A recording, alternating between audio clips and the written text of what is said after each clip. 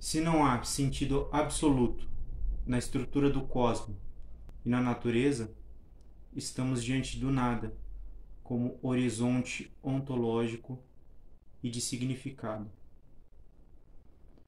Hoje falaremos sobre um livro que eu achei fantástico. Um dos livros mais fantásticos que eu li, livros recentes, né? Muitas vezes eu releio livros, né? Mas livros novos nos últimos tempos. Chama-se A Era do Niilismo, de Luiz Felipe Pondé. E é sobre ele que a gente vai falar hoje.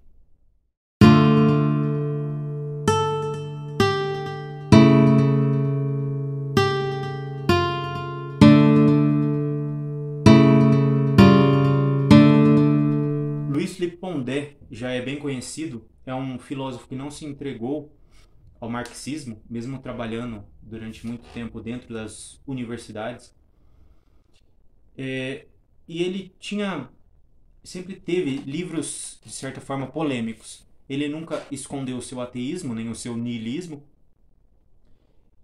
mas, ao mesmo tempo, muitas vezes a pessoa, pelo menos aqui no Brasil, que é niilista e também se considera um ateu, vai para uma linha política mais à esquerda. E o Pondé não. O Pondé é um crítico ferrenho da esquerda e por isso ele encontrou muitos desafetos dentro do meio acadêmico, principalmente dentro das humanidades. Eu sempre tive algumas críticas em relação aos livros do Pondé. Eu falei sobre um dos livros dele aqui nesse espaço. Por ser livros, digamos assim, de cunho mais popular. Parecia que ele queria vender mais livros, como ele sabe que geralmente filosofia não é um tema que as pessoas vão buscar. Geralmente as pessoas não vão buscar livros, e quando vão buscar livros, são livros mais para distração. Dificilmente eles vão buscar um livro denso de filosofia para ela passar muito tempo lendo e refletindo. Então, o Pondé sempre teve essa linha mais popular, tanto para falar de filosofia, nós falamos sobre o livro Manual Politicamente Incorreto da Filosofia, onde ele aborda de maneira geral os problemas que a filosofia encara, os problemas maiores, os problemas centrais dentro da filosofia, mas ele sempre foi alguém que tentou, numa linguagem mais fácil, tirar essa densidade da linguagem técnica filosófica e deixar de cunho mais popular. Por um lado, isso é bom. Isso, obviamente, é bom porque chama as pessoas para uma leitura depois mais aprofundada. Por outro lado, eu sempre senti a falta do Pondé de tratar de temas mais densos. Ele, como filósofo, mesmo ele tendo essa linha um pouco mais popular e, enfim, ele quer vender livros, não tem problema nenhum vender livros e ganhar dinheiro com isso. Mas ele, durante algum tempo, ele lançou vários livros nessa linha mais polêmica, mais de combate, é o que chamava mais atenção, tanto é que ele ganhou certa fama por isso, por ter opiniões um pouco polêmicas ou politicamente incorretas. Contudo, nesse livro, que foi lançado no ano passado, em 2021, eu acho que o Pondé vai onde é mais a praia dele, falar sobre um tema que para ele é muito caro, sobre o niilismo. E o grande argumento do livro, o argumento central do livro, é que a gente vive uma era niilista.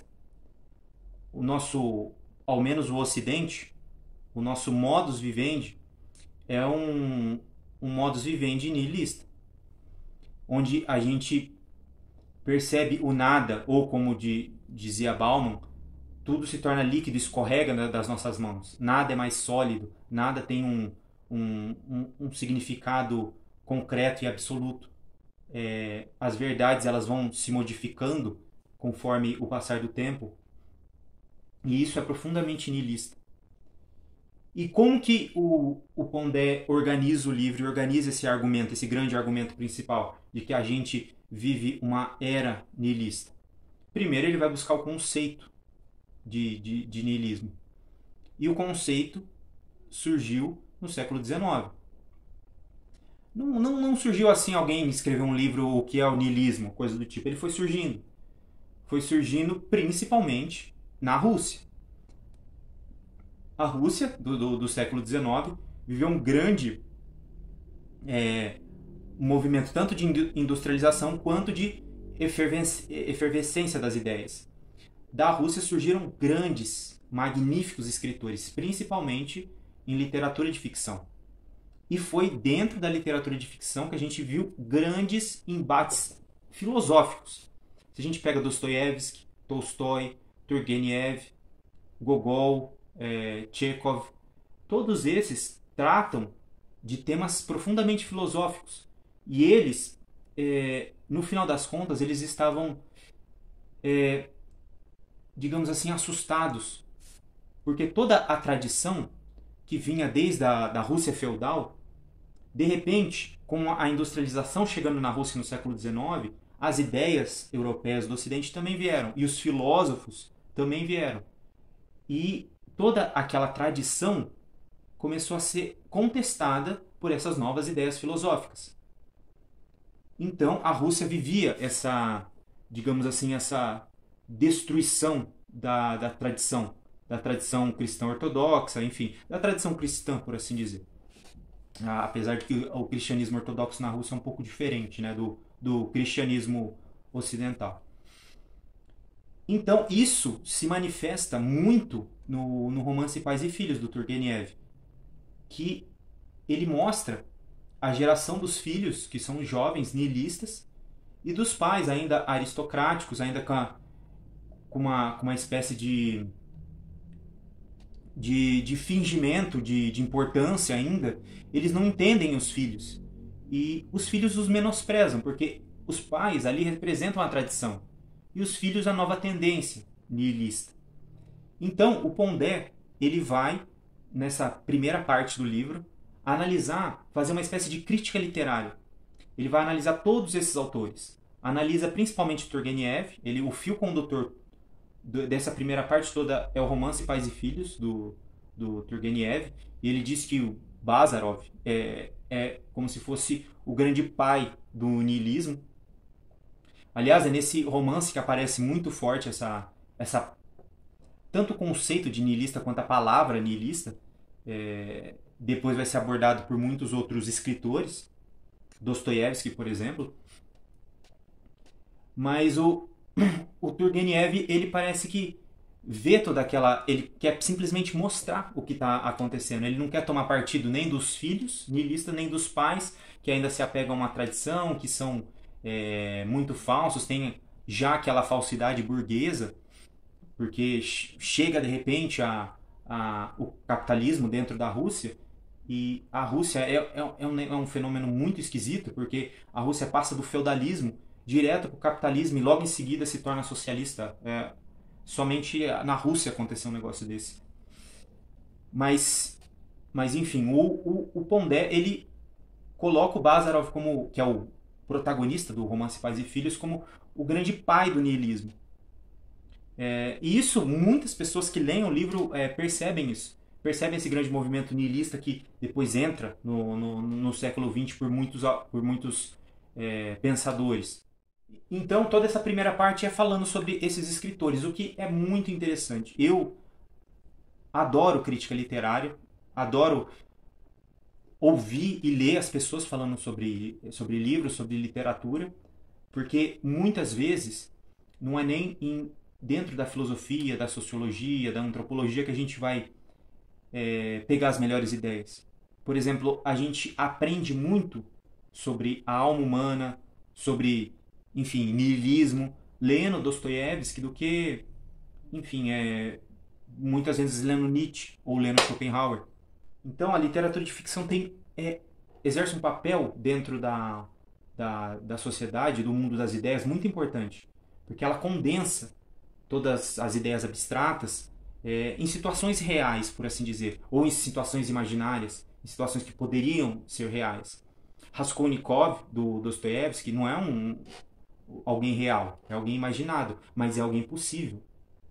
a gente pode observar muitos indivíduos, na realidade, que se parecem com Raskolnikov ou têm o mesmo pensamento de Raskolnikov, que se sentem uma pessoa injustiçada, acha que é uma pessoa grandiosa, mas se sente injustiçada e presa dentro de uma situação miserável e é capaz de fazer uma loucura para tentar melhorar a sua situação, até matar uma pessoa, no caso de Raskolnikov. Então, o Pondé, eu tenho certeza disso, ele também pensa dessa forma. Ele pensa que a literatura é um registro da realidade das ideias. E a literatura russa, em especial, do século XIX, ela foi marcante porque ela conseguiu condensar muito das ideias dos filósofos da Europa Ocidental. Schopenhauer, Nietzsche, Hegel, até mesmo as ideias marxistas que estavam nascendo. Por exemplo, em Os Demônios, de Dostoiévski, nós vemos ali um grupo revolucionário. E nós vemos também o niilista Kirillov, que diz que quer provar a inexistência de Deus se matando, porque aí seria a liberdade plena e ele mostraria que ele toma as decisões da vida dele, não Deus. Deus, se existe, não estaria nem aí pra gente. Então, Kirillov quer se mostrar, provar por A mais B que Deus não existe através desse ato. E aí tem todo encontros e desencontros ali com o grupo revolucionário e Kirillov também. O grupo revolucionário vai acabar usando Kirillov. Mas é muito interessante como nós conseguimos ver a efervescência das ideias russas e no fim das contas em certo sentido muitas das ideias universais humanas que aparecem, porque muito das questões que aparecem ali é por que nós existimos. E se não tem nenhum significado, se tudo é como diz Schopenhauer, o mundo é apenas uma vontade louca e cega, e como diz Darwin, a evolução aconteceu de maneira aleatória, sem intervenção de um Deus bom. Então por que a gente existe? Por que a gente está aqui? E cada um dos escritores vai procurar uma solução para esse dilema que aparece dentro da Rússia que acabou de se industrializar. Tolstói vai para um lado. Tolstói acredita que a vida simples do camponês ou do mujik é o que salva, por assim dizer, as pessoas do niilismo. A vida no campo, simples, sem pensar nessas coisas, só vivendo da subsistência, como os mujiks viviam na Rússia. Dostoiévski acredita que você deve se apegar mais fortemente à religião, deve confiar quase como num salto na fé, como Kierkegaard, e confiar que Deus é bom e por algum motivo ele nos colocou nessa situação, nesse mundo que é desse jeito, caótico. Turgenev é mais pessimista em relação a isso. E cada um dos escritores acaba buscando uma solução que a gente observa nos seus próprios escritos, na conclusão das próprias histórias. E isso é muito interessante dentro da literatura. Eu acho que por Pondé, de todo o livro dele tem aproximadamente 120 páginas, é bem curto. Umas 60, 70 páginas é só dedicada a isso, a essa análise desses escritores. Depois, na segunda parte, ele vai analisar muito brevemente os filósofos que ele acredita que são importantes para a gente entender o conceito do niilismo.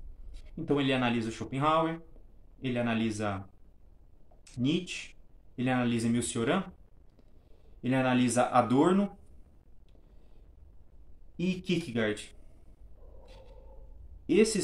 Claro que existem muitos outros. Por exemplo, ele não fala do Camus, ele não fala do Jaspers, ele não fala do Heidegger, não fala de alguns outros que também seriam importantes nesse movimento, do Sartre. Mas ele tenta deixar a coisa um pouco mais concisa. E aqui ele deixa bem leve. Ele não deixa o pensamento denso desses filósofos transparecer nas páginas, né? ele vai de maneira leve, explicando de uma maneira bem resumida e geral o que seria o pensamento de cada um desses autores. E para ele, esses autores estão enraizados no pensamento ocidental. Desde da metade do século XX para cá, todos esses autores, por conta da proliferação de universidades e por conta da maioria da classe média e muitos da classe baixa, terem acesso à universidade, terem acesso a essas ideias, que também acabaram se impregnando na cultura. Então a cultura, em certo sentido, se tornou niilista. E isso eu concordo plenamente com ele. E eu acho que, independentemente da convicção religiosa das pessoas, isso é algo que a gente deve concordar. O mundo tem tendido cada vez mais ao niilismo.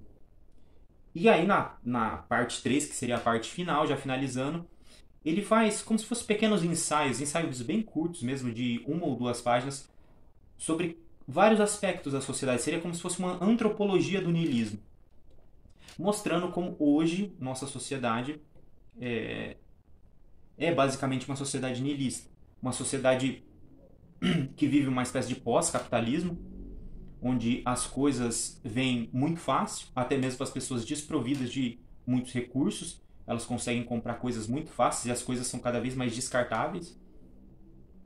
E isso gera na psique das pessoas uma espécie de vacuidade. As coisas não importam mais muito. Nem mesmo as nossas relações são fúteis, banais, meio inúteis. E a gente vem se preocupando cada vez menos com as outras pessoas. E isso é um dos aspectos do niilismo que se impregna em todas as esferas, tanto sociais quanto existenciais. E eu devo dizer que eu concordei profundamente com esse livro, porque é algo que eu já venho pensando há muito tempo. Quando eu era muito novo, eu era adolescente, um jovem adulto, eu me considerava um niilista, então para mim aquilo era mais algo, enfim, que fazia muito sentido para mim naquele momento. E depois, conforme a gente vai amadurecendo, a gente vai refletindo um pouco mais sobre as nossas próprias ideias.